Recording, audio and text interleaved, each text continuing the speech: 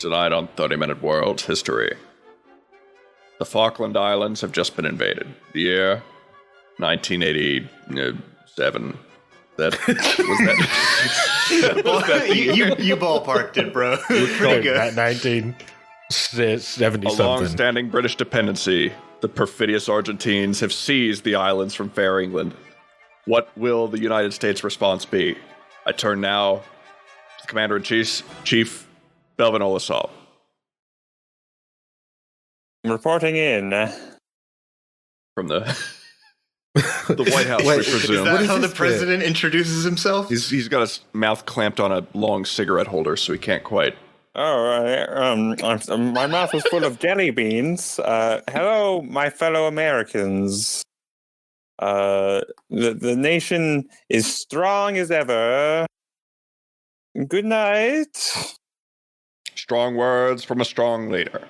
Commander-in-Chief, decrying the bastard Argentinians who would dare seize the Falklands from their rightful owners. And now we turn to tonight's entertainment, 30-Minute Worlds. Okay. All right. So that was a good like warm-up bit. Now we can do the real bit. What? We already cut Venice Beach Saloon, so if we're not doing that. Yeah, none of you listeners will ever get to know how good the Venice Beach Saloon bit was. It was stupid. You live in ignorance. There were surfboards. It was great. It was a great bit. I mean, I think we should just get right on to updates about the tournament. Yeah, it's a special this is episode. the It's season finale. Round 3 was this week. It was the flat white X baseball, whatever the C stands for. I love the Society Blazeball, Data but we are Witches. banning all Blazeball conversation. Wait, here. no, I thought that we were going to do the tournament today. Yeah, I know. But, It's fight night, ladies and gentlemen. We've got the hardest hitting settings from the multiverse coming at you live tonight. Pay-per-view, only $700,000. PayPal me at Daniel Kennedy. $700,000. Yeah, that's the price. Just stop listening if you haven't PayPal'd me already. All right. Fuck, I'll stop. This is the PayPal I didn't know you had wall. I knew about your OnlyFans, but I didn't know you had a PayPal. Yeah, well, that one's anonymous. Well, give me a second because all my notes are for the 3-0 loss. And we're Society. live. Okay. This is 30-Minute Worlds, a podcast about worlds that happen in 30 minutes. And if this is your first episode, this is the second worst episode. Yeah, we're so sorry. That you could have possibly come in to listen on. We are wrapping up season 2 with one hell of a tournament here. Walter, you hello. You've got a lot of opinions on this tournament coming up. What do you think about round 1? I'm thinking about round 1. What you mean? Who makes it out of the brackets in round 1? Like which of the worlds we built? What do you think about the matchups? What do you think about the matchups? The current matchup for game 1. You mean? Because round 1 consists of 4 games, as we know. Chessman. Yes. This is how a tournament works. So you're asking me what I think of all 4 matchups. That's what you're asking. Right. There'll be 4. This is of course the grand finale of the tournament to see which of these 8 fantastic worlds are getting their chance to ascend and become something more in the next season. I think I'll leave my commentary to the talented Belvin Olisov. Take it away, Belvin. Yeah, well, both teams have left it all on the field today. Really played their heart out. There's 8 teams. I think we have an underdog favorite on our hands here. I mean, certainly the only worlds that I'm worried about are the ones that didn't include me. Those worlds are in real danger of being shut out immediately. Well, John, I'm sure everyone. So. The problem we have tonight, John, is a lot of these episodes, they have that fuck Walter Kunkel on them, and that's terrible for the field. He's a great world builder. He's a natural censured by the Turkish government. We've lost all our advertisers. He's got a natural gamesmanship that a lot of the players on the field don't have, you know? And with that, John, let's get right into round 1. When you got good world builders making good worlds, it's just good world building. Game 1 of round 1, it's 100 views of Mount Funk. our volcano setting versus Do Golems Dream of Concrete Caffeine, the last setting we built in season 2. Great episodes, both of them. It's the first versus the last. It is. And keeping with the roll down the list here, I'm going to go with the first number on our die here, Chessman. What do you think of this matchup? Who are you putting ahead and who are you putting behind? You know, if you asked me that a week ago, I probably would have said absolutely concrete golems. We're going to take this one just because if you go back in the day, back in the when this all started, a lot of the minutia, a lot of the real brilliant stuff that Mount Funk had going for it, just was not. I honestly did not remember. There's Mount Funk is just such a beautiful setting.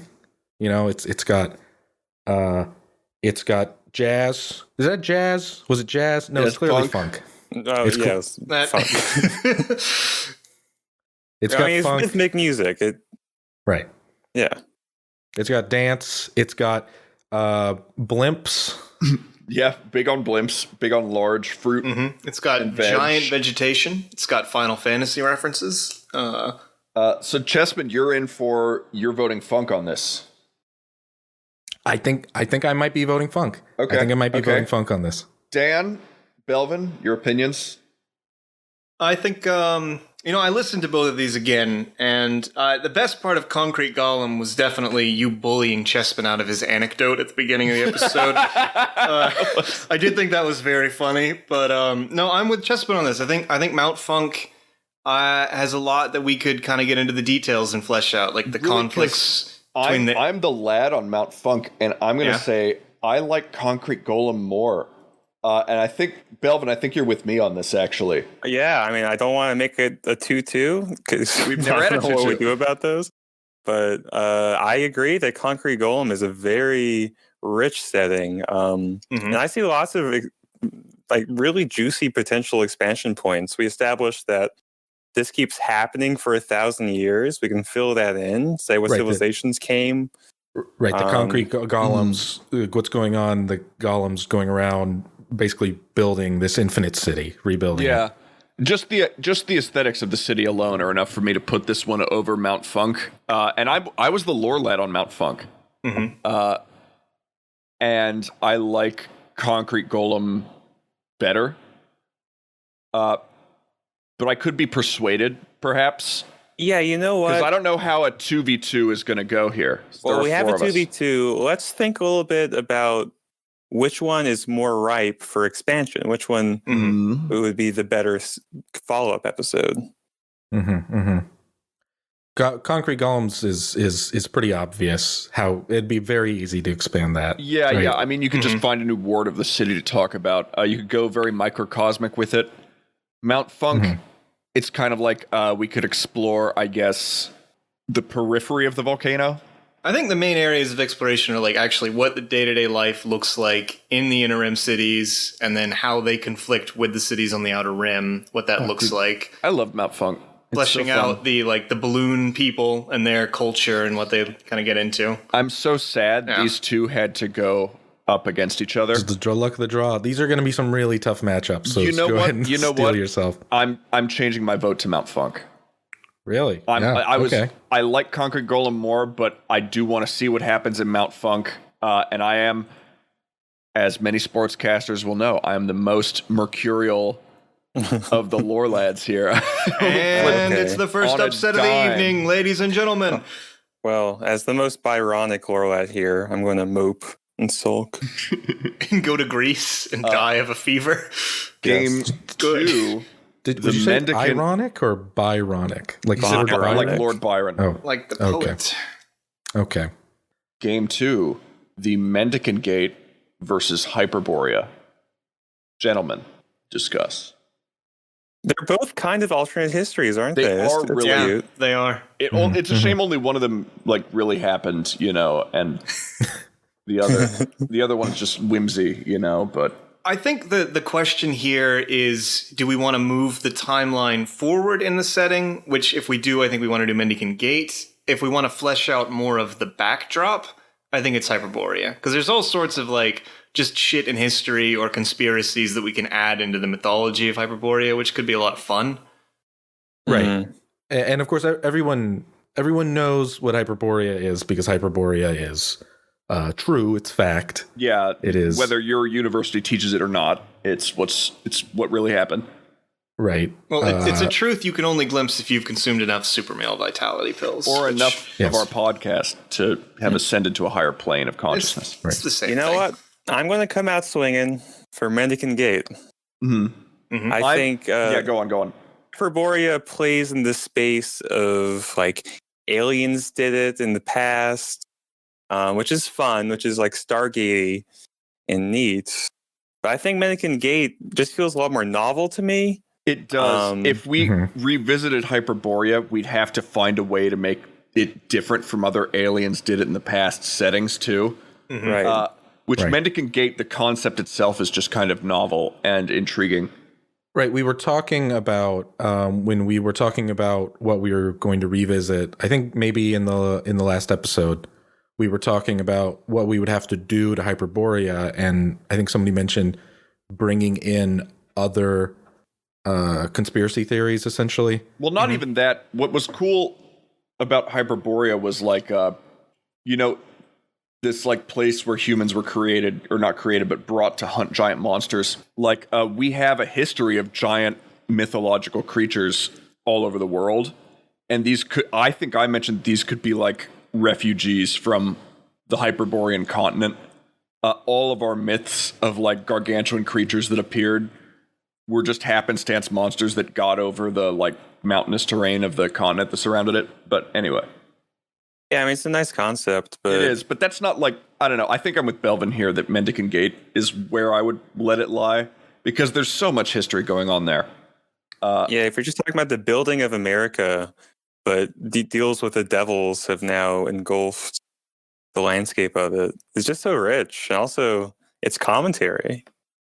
Yeah, I mean, Right? it That's is true. very, it's very on the nose, but it's Well, literally like the least Hyperborea subtle. it's a more fleshed out setting as the episode ended. I think Mendicant Gate has a lot of room that we can go into more stuff, or we can move things forward and like explore how the timeline progresses.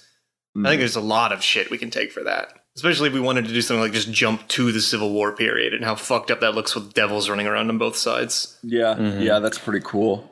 So I'm for Mendicant Gate on this one.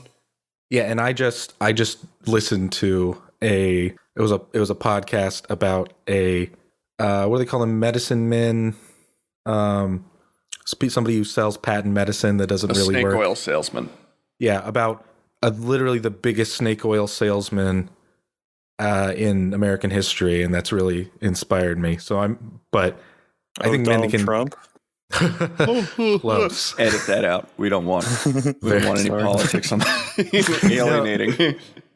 No, I think his name is Bry something. Bry. That's a really good reference.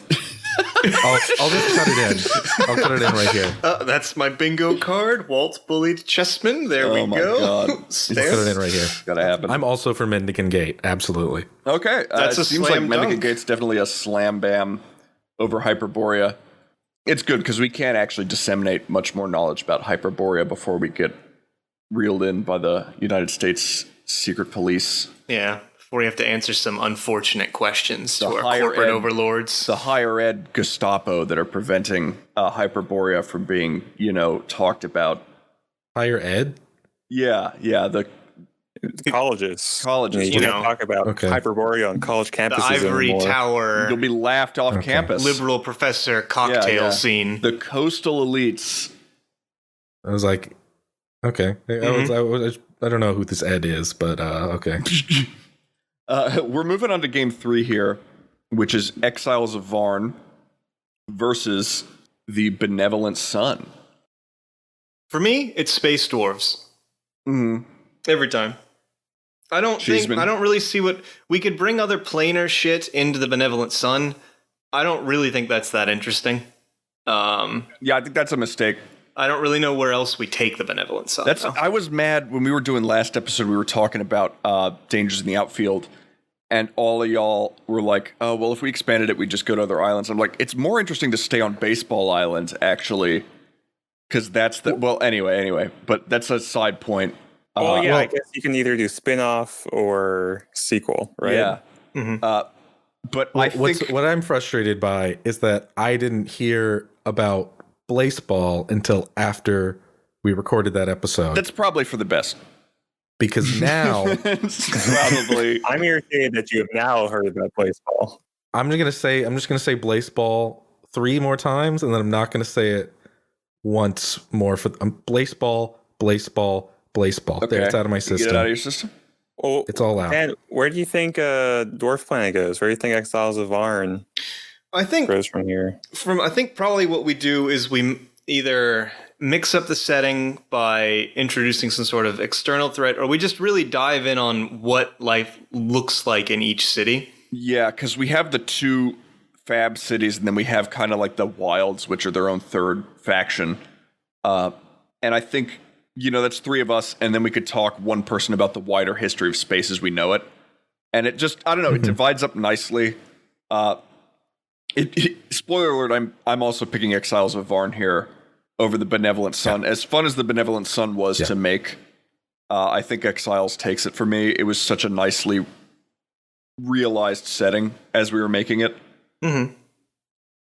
I do think there's some fun places that you could go in the Benevolent Sun, but it's just nothing in comparison to the sheer horror of living on a oil planet. We finally made Goo Planet happen. We did it. I've been trying to get that to happen since the Cons episode. I was like, what if it's a goop planet? And you're all like, no, that's stupid. Is that what the prompt word? What was it like? Flesh the pit prompt or word was something dissolve, like that? and then I was like, what if you drive around in a goop planet? But y'all were like, no, let's not do that. You literally made giant baseball island full of goop.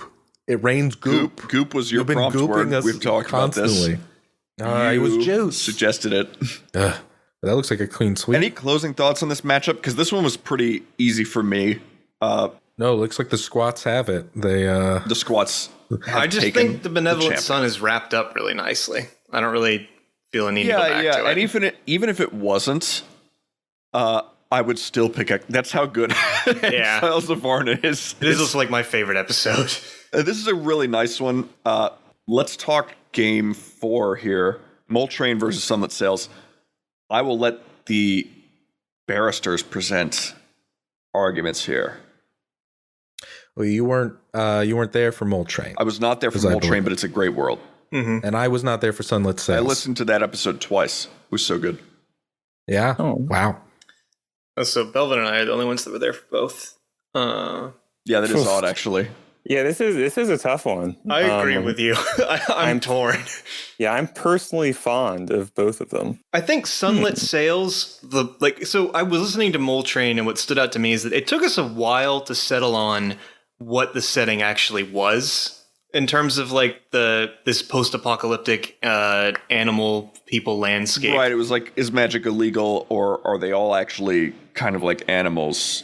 Yeah, I think that's our structure sometimes, to be honest. Like, we muddle and then this is the world that kind of like... Now, I don't say that as a bad thing. I say that to mean that I think there's maybe a little bit more room to flesh out. Like, I feel like Sunlit Sails, we had more... By 10 minutes, we had the concept of what was going on, pretty much.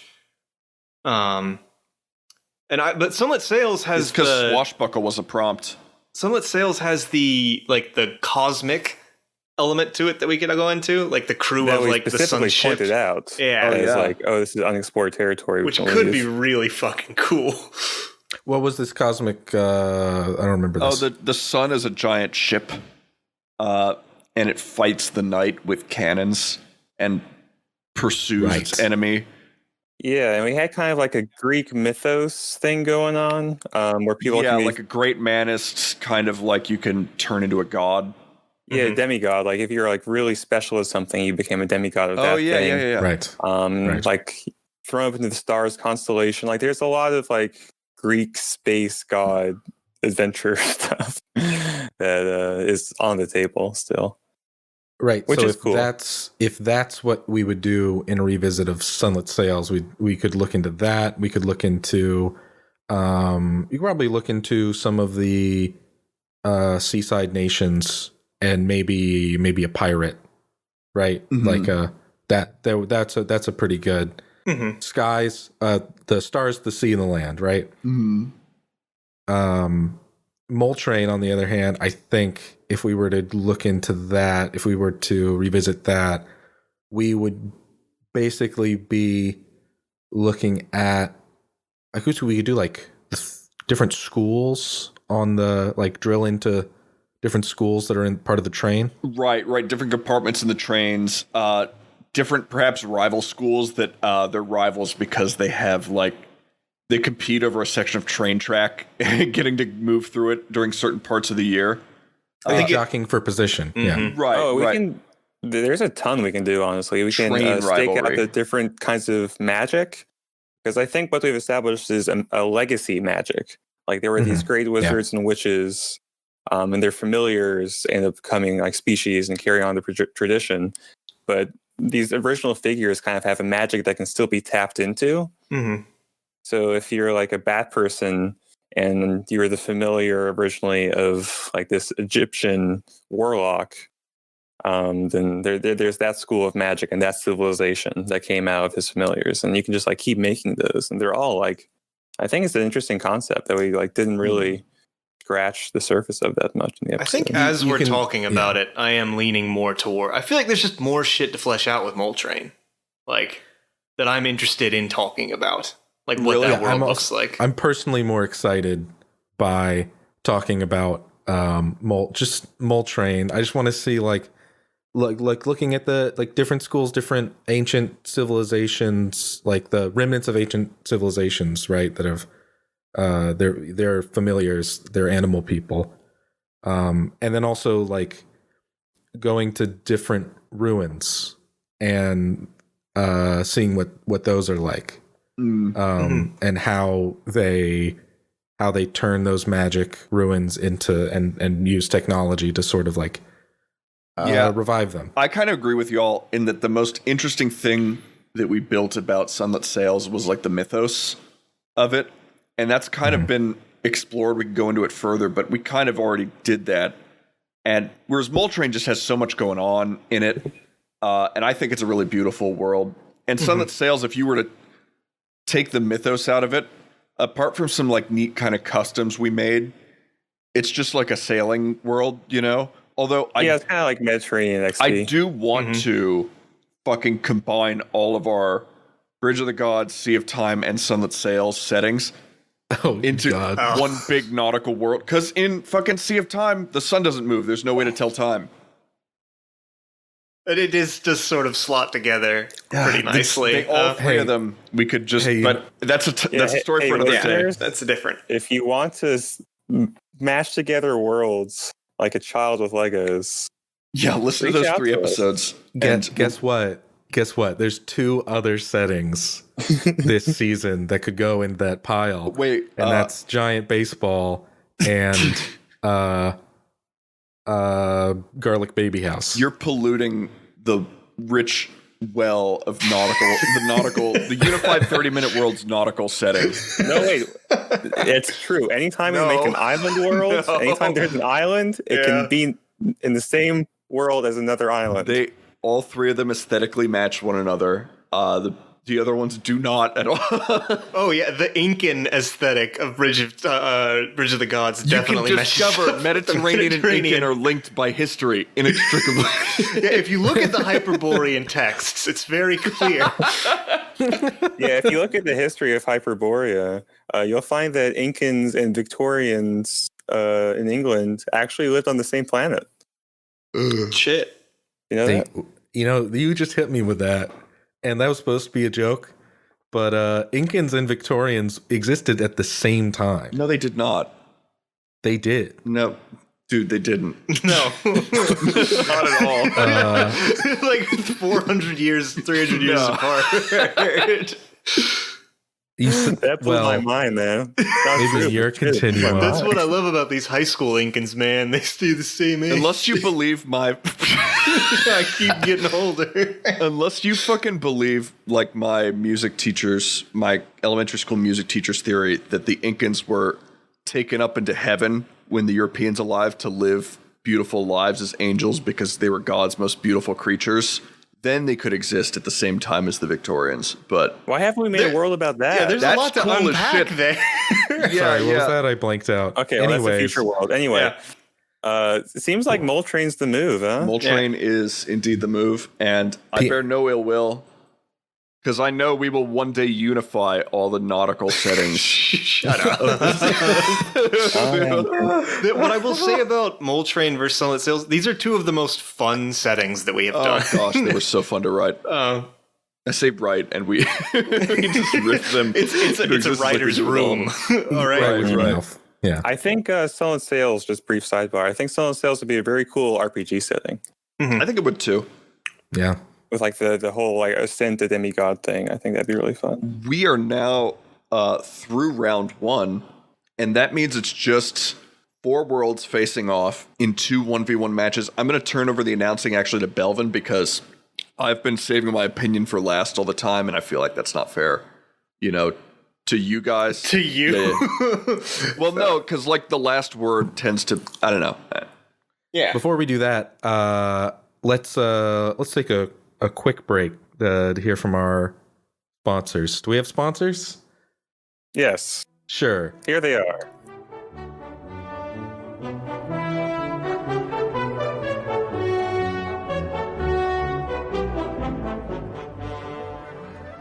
We're back. And we're back. And it's Belvin on the mic. 4 worlds will enter. 2 worlds will leave, and eventually 1 world will leave. Of And those 2 4 worlds. Of 4 those 2 worlds. preceding worlds. It's a bracket. And We don't before need this, to 4 explain. worlds already left. And before that, there was 16. You know what? Let's dig in. Hold on, let me get a pen and pad out. Round 5. Mount Funk versus Mendicant Gate. Ooh. Spicy. Quite the matchup. Quite the What do you matchup think, indeed. Zachary Chessman? Well, it is it's kind of hard to compare apples and oranges. You know, because on one hand, Mount Funk, you got a volcano, it has a rhythm, everybody dances to it, a la some sort of rhythm game, and it's like power-ups when they move. Oh yeah, there's like the soul of rhythm that guides everything. And if you're more tuned into the rhythm, if you're funkier, you're more effective at whatever you do. And there's like Final Fantasy VII inside the volcano like or something. Setting or building like cities or like, you know, being farming. a bounty hunter. Yeah, being a bounty hunter, farming your crops, performing hate crimes against the cloud people. What was that last part? Anyways, speaking of, see, I was pretty down on Mendicant Gate when we talked about it in the last episode because, as I demonstrated a few minutes ago, I have no concept of history. So yes, if we have that's not our fault. Yeah, but this is American history, like broad stroke American history. There was nothing funky about the Civil War. there was nothing funky about the Civil War. That's a t-shirt. Fuck, that is a t-shirt. We don't have t-shirts. We need t-shirts. Our first merchandise item is there's nothing funky. People have to listen to you actually for a podcast to get t-shirts. No, you can actually just make them yourself. It's called vanity printing. Oh shit, you're right. I just think there's so much there in Mendicant Gate that I want to peel apart.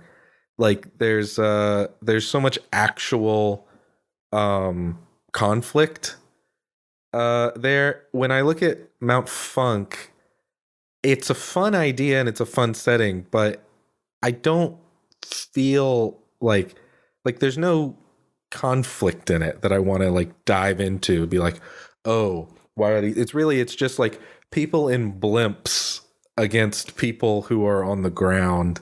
Well, that's kind of a anyway. No, I mean I think that's actually a really sharp point. Like we know that what makes stories compelling at their heart is usually conflict. It's the engine that makes stories move, and I That's guess kind of true. makes settings move. Yeah, too. the So only that's- conflict in Mount Funk is the strongest conflict is definitely like man versus nature. yeah, definitely. Sort of confliction. So I do actually agree with you on that point, Chessman. Yeah, I think it would for a revisit require us to introduce some sort of conflict, either out and out between the cloud people and the people on the ground, or between the inner rim and the outer rim. But Yeah, or like some invader, or I don't know. I feel like Mount Funk, and another strike against Mount Funk is that its coolest concept, the rhythm bit, just talking about it is not the best incarnation, medium wise. Like if you're making a TV show or a video game, We'd have to rap rock it. it'd be super cool to like visualize it, like base out stuff to it. But if you're just saying like they move, it's like, oh, that's a cool idea, but you can't dig into it that much. You know? I guess if that's we were true. skilled musicians, we could do that in audio, and it would be pretty sick. But we're not. Well, you could do a radio play, I guess. But Yeah. Relying on us to spoken word rap anything is not going to go the way you think it's we have to going. wrap the whole episode. You have a pretty rosy view of how that'll go down. our hip hop abilities. The problem with what we've laid out is that speaking in time or out of time is meaningful, which means that we wouldn't just do like a spoken word, like a rap episode. We would have to do an entire concept album, which is Well, if you a insist. tall order. We can do that separately. I think in terms of what we revisit for the podcast, I'm thinking Mendicant Gate. I think so too, actually. Yeah, That was a pretty cogent point that you raised there.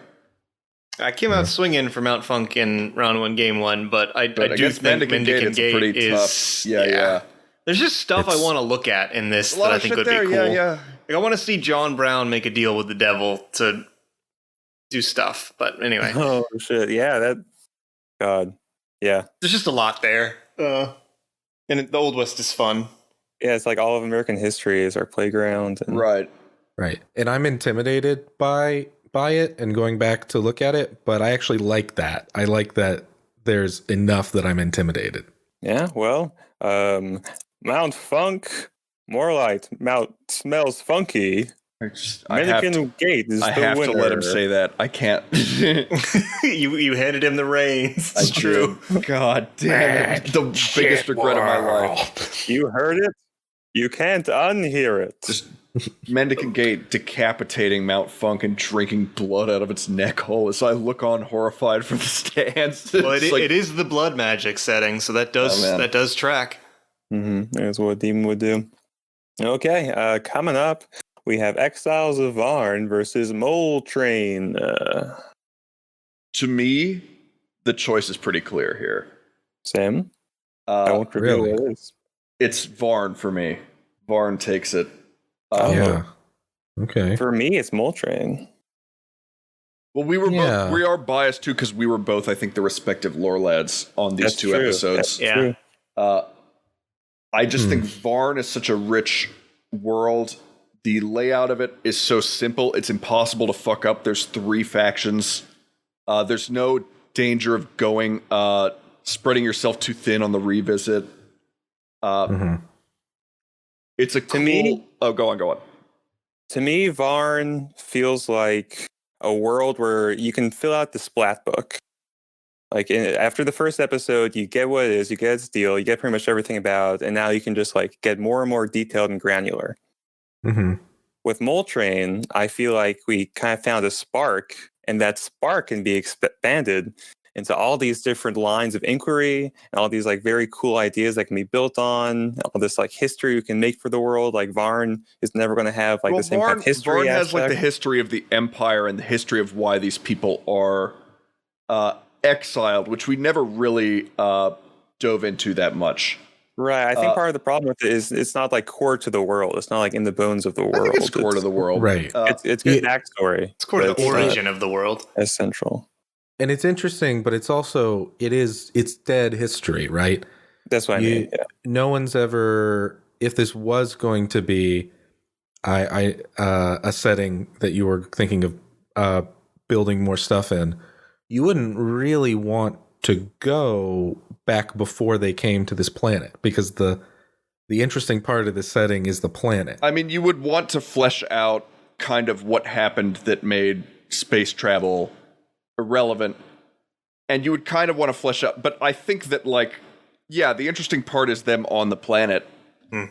But there is, like, this cataclysm, like, with these fab cities, like, they have a history with one another, you know, and there have been conflicts in the past. And I think that we can, like, lean on that if you wanted a more present history for Exiles of Varn.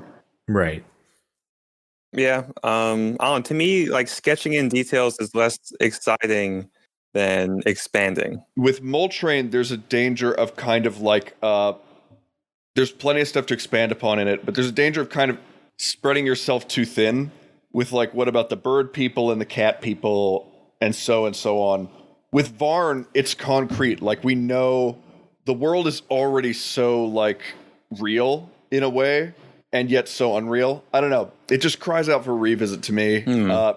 I think it would. Seems like Walter is trying to cram himself in small spaces again. I'm gonna stick out for this one. I'm gonna stick my neck out for this world. It's one of my favorites. Yeah, it's really tough.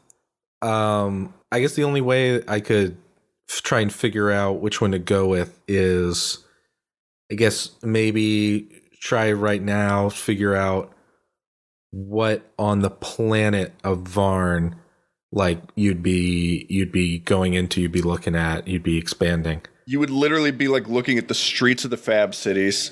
You'd be looking at attacks from the wildlands. You'd be looking at people, like, arriving on planet with different cultural norms and expectations. There's a lot you can go into. We never really nailed down how these two cities were different from one another, and I think that's, like, pretty important to have. You could talk about different quests for the legendary, like, third fabricator that went down in orbit over the planet. To me, it's just Walter, pretty fertile ground. This may be a preference thing. You like granular stuff. I like big ideas. Maybe that's true. And there are more big ideas still to be mined in Moltrain. Well, I think we're pretty dug in. I think, Dan and it's me Chessman, and y'all have to Belvin, be the it's at odds here. Yeah, Dan, what's you've been kind of. This is a really, and I'm kind of wanted to drink in both sides' arguments because I think you both have good points. I think these are both great candidates for a revisit. I really, really like Varn. I think it's one of the coolest original settings that we've come up with. I think what is swinging my decision here is that I have a more concrete vision, I think, of what Varn looks like. I think we came out of that episode with a clearer, more defined setting. But with Moltrain, I want to define more of it. Like, I want to get into the nitty-gritty of Varn, but I want to define what the world is more with Moltrain. And so I think for that reason I am leaning towards voting for Moltrain at this moment. Yeah, it kind of breaks my heart too, but it's entirely, for me, it's entirely just a thrill of adventure, sort of. For me, it Moltrain just hits adventure more, and that makes me more excited to drill into it. I like Exiles of Varn. I like the idea of this oil planet, and I like the idea of little space adventures with dwarves and fleshing out these cities, but I love moles.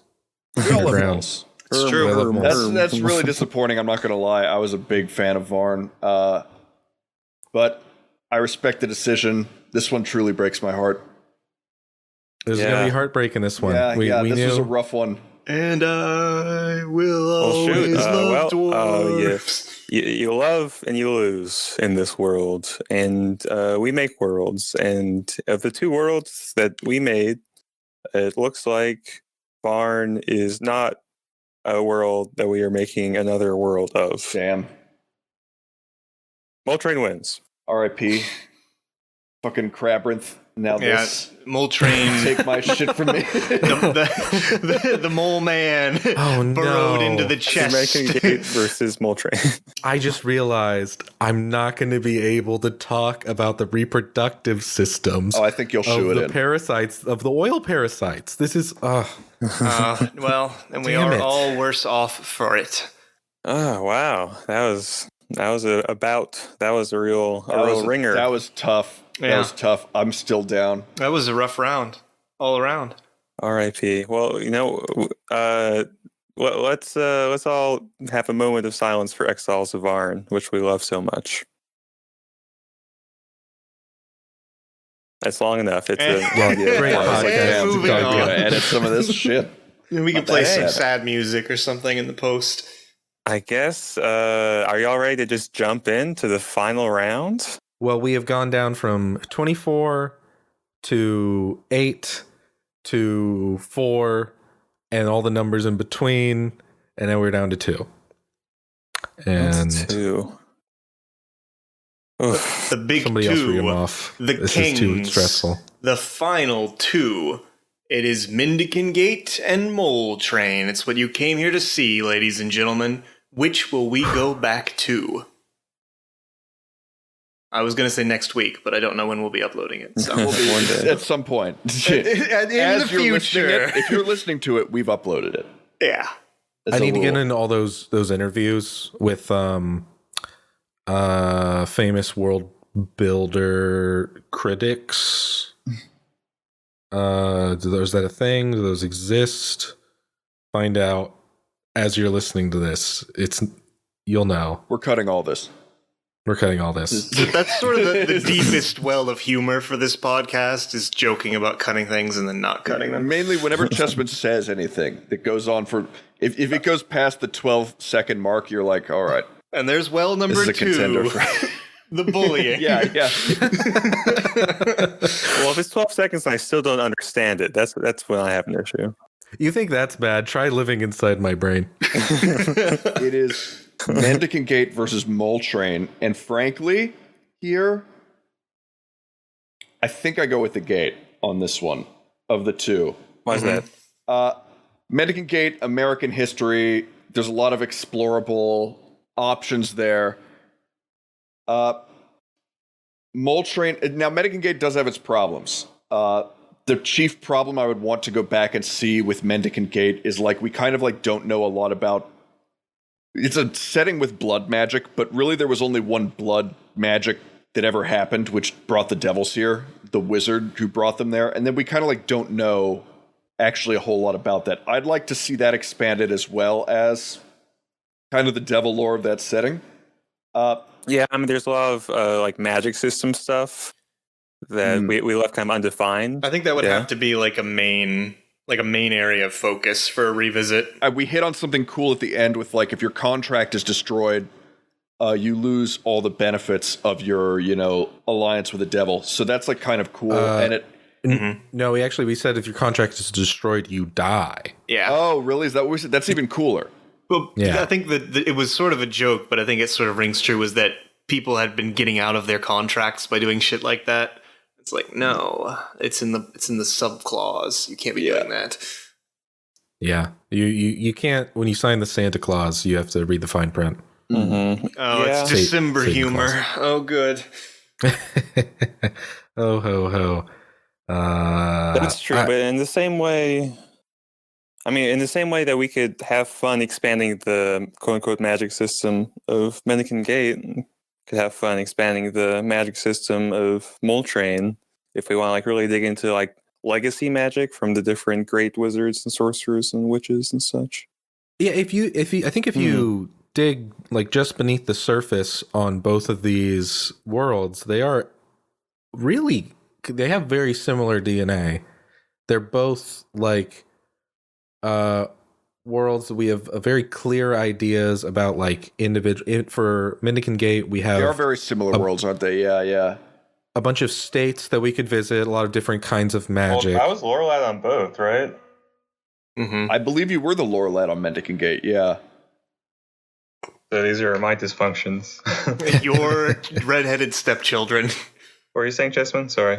Moltrain, you also have sort of different nations and different cultures, not in a similar way to like states. It's this sort of in Moltrain, though, you have a unifying character, right?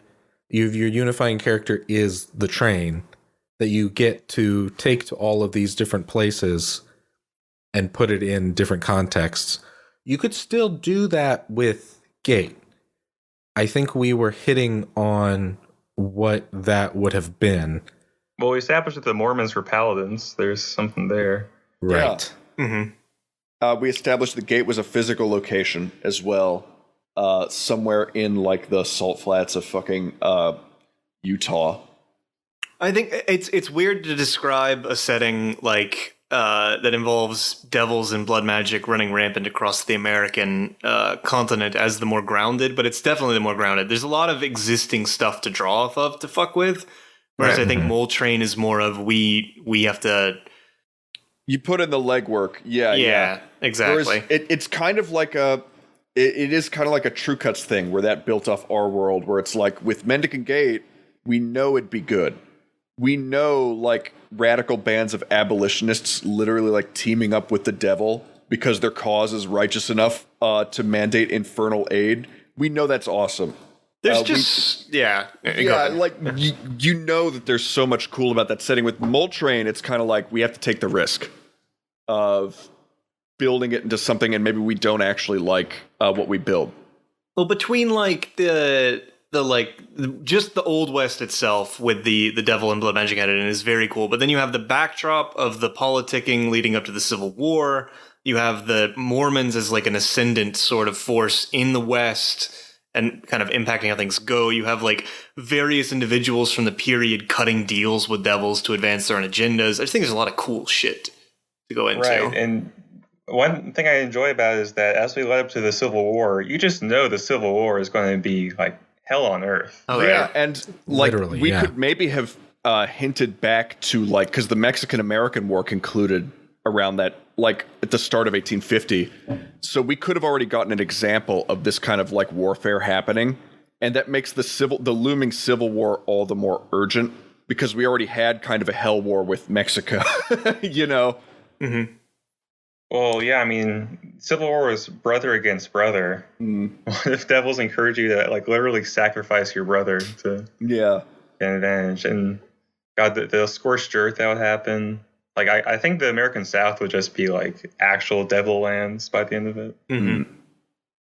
That's cool. That's cool. You can already tell just by how we're talking right now that we're all excited to dive into Mendicant Gate. Making the United States even worse than it is. Imagine a world where we're lucky to live where we live. You know? What if it were actually worse? I will say for Moltrain, after the episode ended, in my head, I just started like filling it out a lot. So I've already kind of done what we would do, just myself. Like, I mean, I did that with Exiles of Varn, but that didn't stop you guys from shooting me in the leg and leaving me to die. You sons of bitches. Well, it was in my contract that I had to shoot you and leave you for dead. Well, damn. And I don't regret it. Well, I'm actually okay.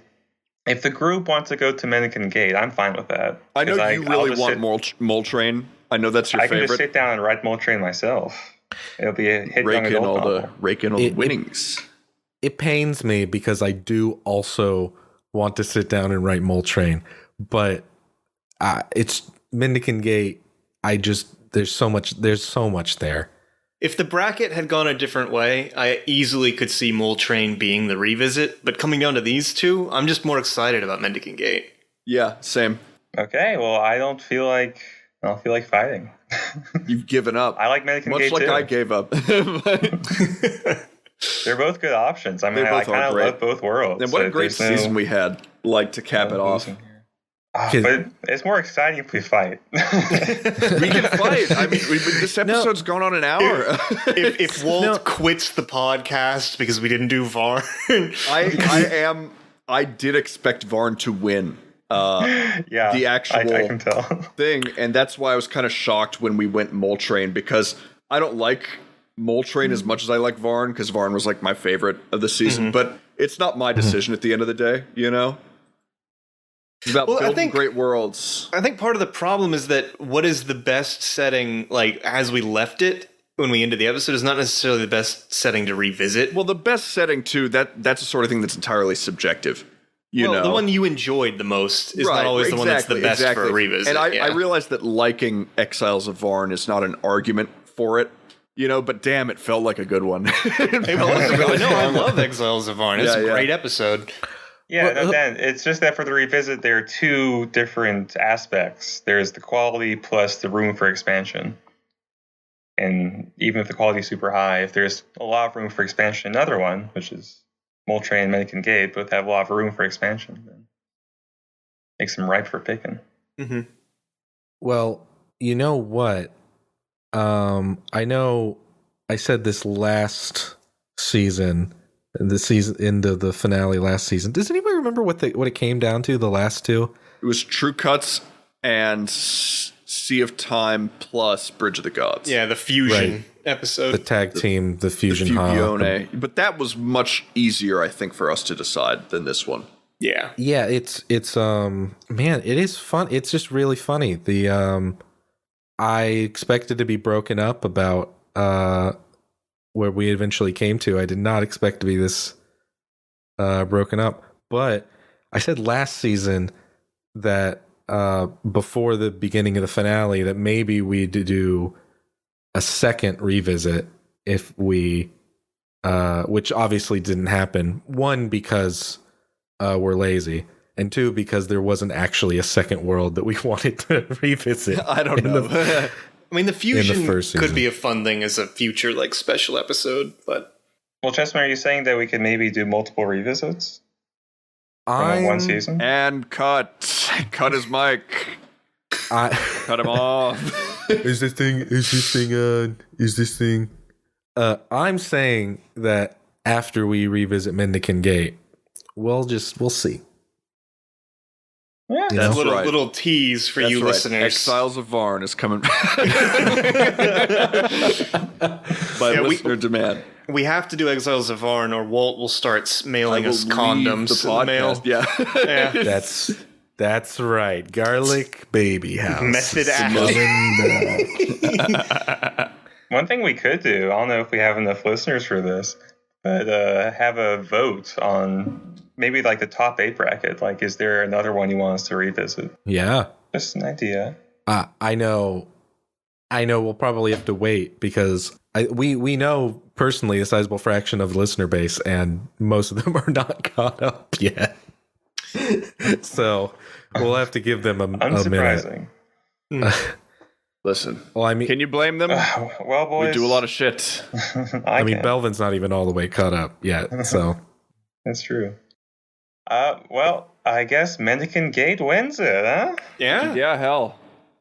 What the hell? I mean, honestly, this was a great bracket. There's some great fucking settings in here. This is definitely harder than the last time we did it. Oh, absolutely. That's for damn sure. Like the last time, I feel like we went into that bracket knowing that like half of them were not going to make it. Like I feel like we knew which ones were definitely not going to make it. Yeah, that's true. That's true.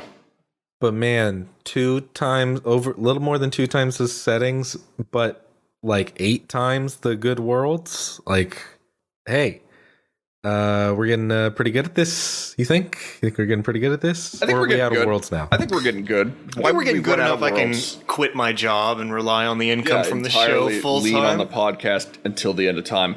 Yeah. Right. The income. Yes. Yes. The income from the pod. The Chessman, you have that for us, right?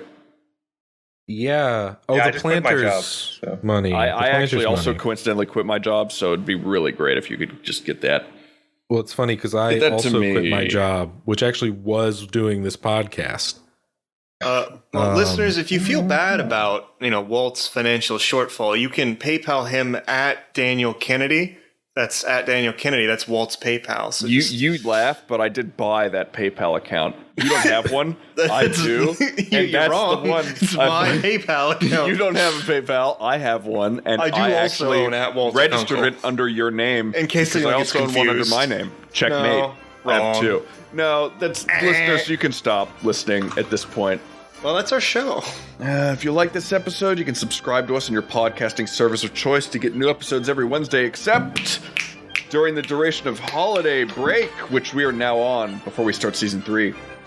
If you wish, go ahead and write us a review on iTunes. Share us with all your world-building friends. It really helps us out. Our art is courtesy of the talented and wonderful Shell Tor at Jovial Paradox on Twitter. You can tweet at us too at LoreLads or send us spirited hate mail at 30minuteworlds@gmail.com. Thanks for listening, and as always, happy world building. I'm And see you in season 3. Fucking pissed that Exiles of Varn not God damn it. Did Moltrain to beat Exiles of agree. Varn and then lose? We agree.